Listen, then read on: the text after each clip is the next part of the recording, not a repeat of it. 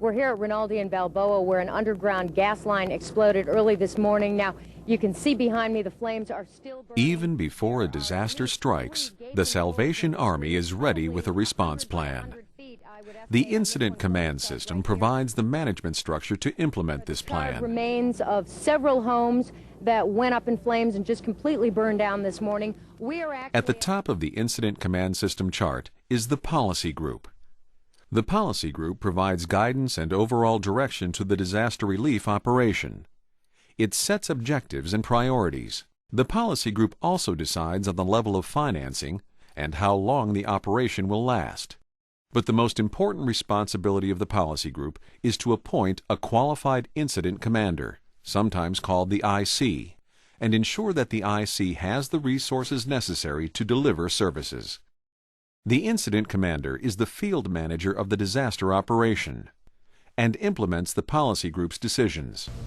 He said to tell everyone here that we're based. Every disaster operation will have an incident commander, and there can only be one per operation. However, on smaller incidents, like a house fire, the first Salvation Army disaster worker to respond to the event assumes the role of the incident commander until a more qualified person arrives.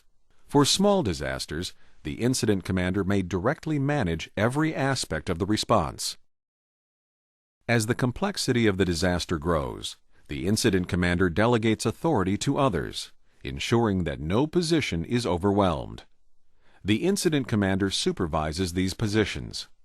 The command staff consists of 4 different positions.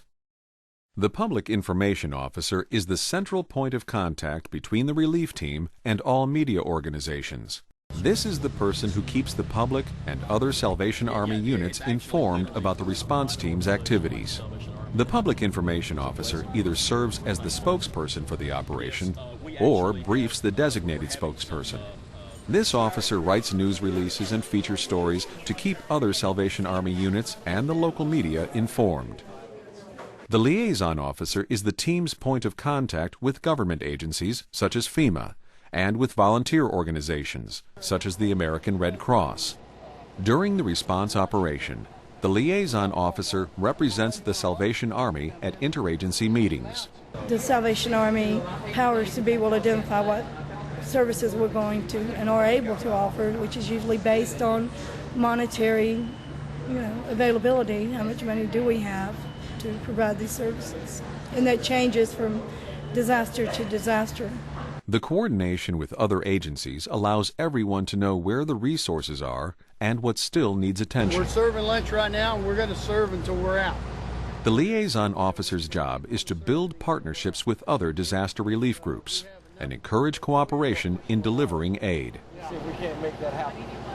The Liaison Officer generally maintains a presence in state and county emergency operation centers, gathering and disseminating time-critical information for the disaster operation. That'll work. Just coordinate with her. The Safety Officer is responsible for the security and the safety of Salvation Army workers and ensuring as safe a work environment as possible. The Safety Officer assesses all safety and security aspects of the disaster operation. When the Safety Officer identifies a potential safety threat, their job is to alert the incident commander and propose possible solutions. For crime or mass casualty scenes, the Safety Officer also works with the Finance and Administration Chief to make sure workers are properly screened and credentialed. The Safety Officer works with the Operations Chief to make sure all the food the Salvation Army serves meets local health department standards. And the Safety Officer makes sure disaster equipment and facilities always meet OSHA standards. The emotional and spiritual care function is unique to the Salvation Army's ICS structure. Some organizations do not include this position on their ICS chart. This position coordinates emotional and spiritual support for the Salvation Army staff and volunteers, for rescue workers, and for the survivors of the disaster. Lord, that you would help and guide and direct them, and Lord, you know their needs. Father, I'd ask that you would just look upon them now. Give them grace, give them patience, Lord, and give them strength. This position performs a wide range of duties, from coordinating critical incident stress management interventions to providing individual spiritual support and prayer.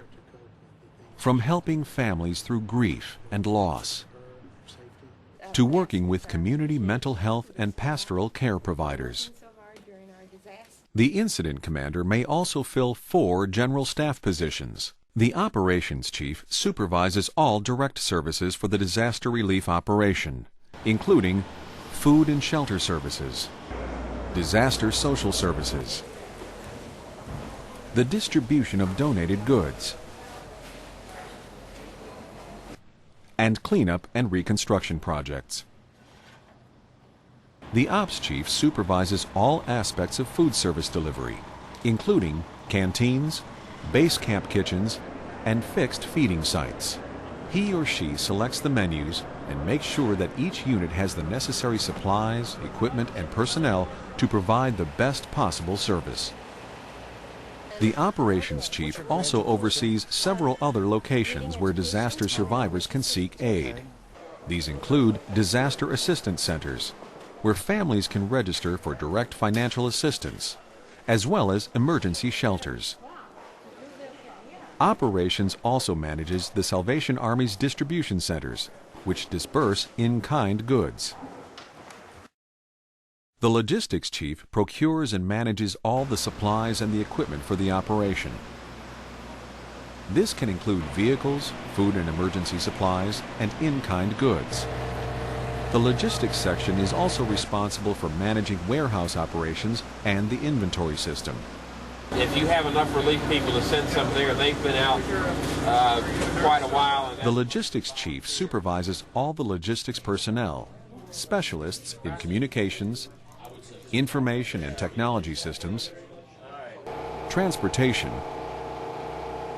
warehousing, and vehicle maintenance. The third general staff position is the finance and administration chief, who handles most of the paperwork for the operation. The finance and administration chief is responsible for several areas, such as accounting, statistics, purchasing, clerical support, and personnel management. The finance and administration section fills all personnel requests and arranges for the meals, lodging, and travel for disaster workers. The administration chief also maintains all contracts and invoices for equipment, supplies, services, and vehicles. The fourth and final general staff position is the planning chief. The planning chief is responsible for gathering information about the extent of the disaster, assessing this information, and recommending what services the Salvation Army will provide. The planning chief submits this incident action plan to the incident commander. This planning chief also compiles the daily situation report, or SITREP, for the operation.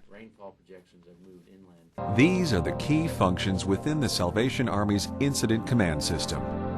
Understanding the responsibilities of each position, as well as your role, will make you a more effective member of an ICS team. And the more effective our team, the more successful the disaster response. I feel I can go on, I can rebuild, and I don't think I could have done that without the Salvation Army.